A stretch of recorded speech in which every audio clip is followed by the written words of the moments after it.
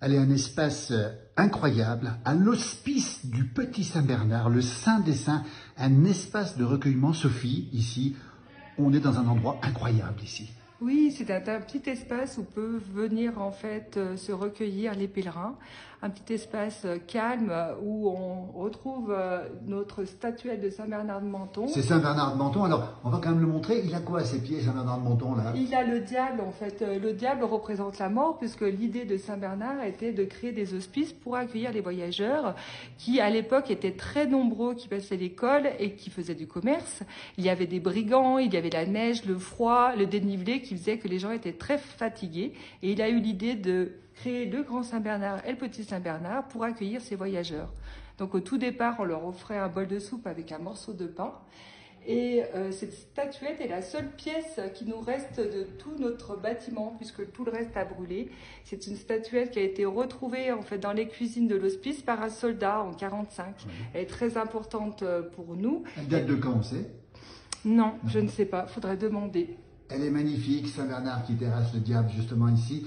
Et puis on voit aussi deux colonnes ici à côté, ici, qui sont aussi qui viennent d'où ces colonnes dans cet espace de recueillement ici? C'est une chapelle qui se trouvait non loin d'ici, donc qui nous permet aussi de raconter l'histoire du baroque en Tarentaise, qui est très important.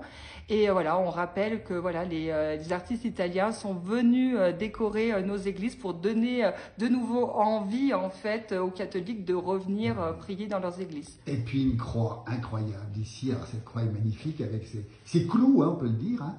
Elle vient d'où cette croix?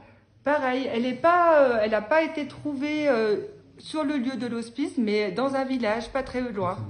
On rappelle, Sophie, ici on peut manger, on peut dormir, on peut y prier. C'est un véritable hospice, tout comme avant, qui date, on rappelle, au départ du 6e siècle, refait au 12e siècle.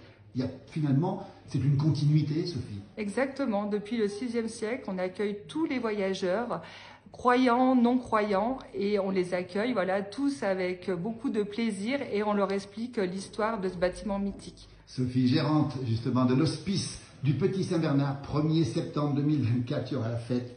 Et tout le monde pourra venir visiter ce jour-là l'hospice, ce sera possible ou pas? Tout à fait. Tous les lieux seront ouverts au public et il y aura des visites guidées, des ateliers cuisine, voilà, pour animer ce lieu pour cette belle journée et vous expliquer l'importance de l'existence encore de ce bâtiment. Sophie, cuisinière qui nourrit les corps mais qui nourrit l'esprit aussi. Merci Sophie. Merci à vous. Merci beaucoup.